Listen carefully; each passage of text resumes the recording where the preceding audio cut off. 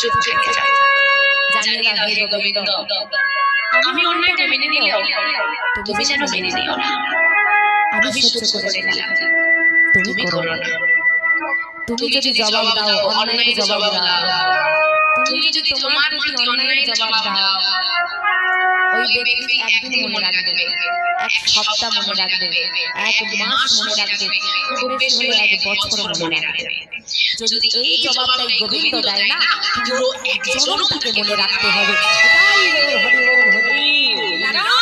আমাদের জবাবগুলো নরম হলেও তার জবাবটা খুব কড়া। সে যখন যাকে জবাব দেয় না, কড়া ভাবে দেয়। তাই সব প্রশ্নের উত্তর তুমি যেতে দিও না। মনে রাখবে, যদি কেউ ভগবানকে সামনে রাখে, তাকে হারানোর